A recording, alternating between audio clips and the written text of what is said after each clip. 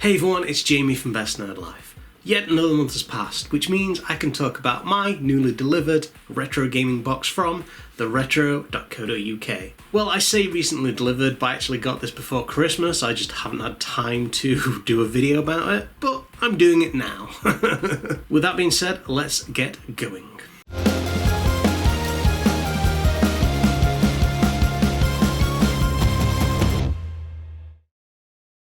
First off, I want to mention this thing has been through the works.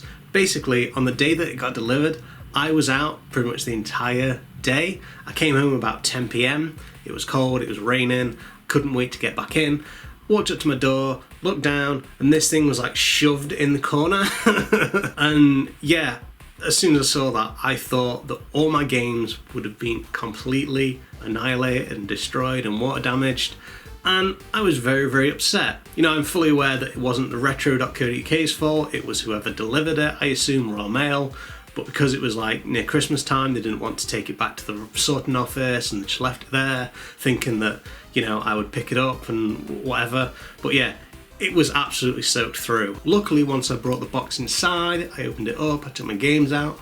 None of the games were water damaged in the slightest, and I've got to commend the retro.co.uk for packaging these up with protective sleeves.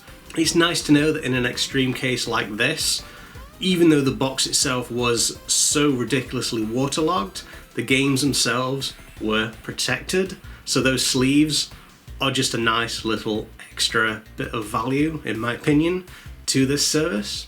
But in any case, let's open this thing up. Ta-da! Oh. Now I don't know if you can see it on camera, but the cardboard itself is warped kind of round here, and the sticker itself is warped because of the water damage. All that kind of stuff, packaging. This time there is a note from Louise, who is the head of operations, just talking about 2020 and how pants it was. Another leaflet as well for 7 Squared, who do t-shirts apparently. Hashtag wear your story. One day I want to do blind unboxing of these things because I just think it's a little more exciting, a little more fun to get my initial reactions of these games on camera. I was going to do it with this, but because of the situation I described earlier, I just didn't want to leave my games in there. So I do know what these games are, and I will say I'm very happy with them. First off, we have, for the Game Boy Color, Monster Farm Battle Card GB. Now this is like a Monster Rancher game, but it's the Japanese edition, so it's like an import, which I think is really cool. Like, it's one of those things that I wouldn't necessarily think about getting or really know existed. Now this is one of the things I like about this service. They don't just send out UK releases, they send out imports as well, which is cool. I'm all for games from different parts of the world. Next up is Army Men Lock and Load for the PlayStation 1. I can start to see a theme coming through here. Last time, in the one that I got previous month, I got another Army Men game, so it's nice to kind of build my collection of Army Men games up, because I actually enjoyed these back in the day, so it'll be nice to jump into this once again. Last but not least is Sonic the Hedgehog 2 for the Sega Mega Drive in the box, which is very, very nice to see. Again, I played this before, I really enjoyed it, so it's great to have this in my collection once again. With that unboxing out of the way, let's get to the most interesting part of the video, in my opinion at least.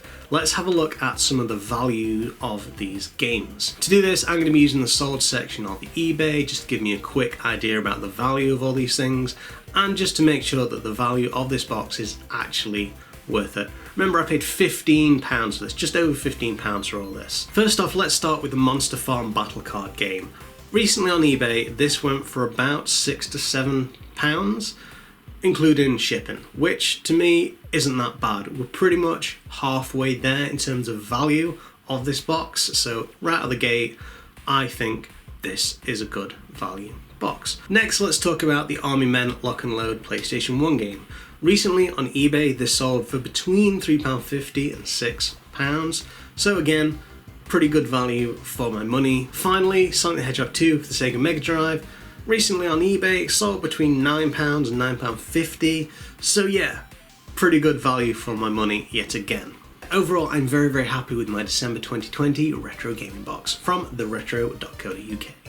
Honestly, if I didn't think this wasn't good value, I wouldn't be getting these things because, you know, it's my own money.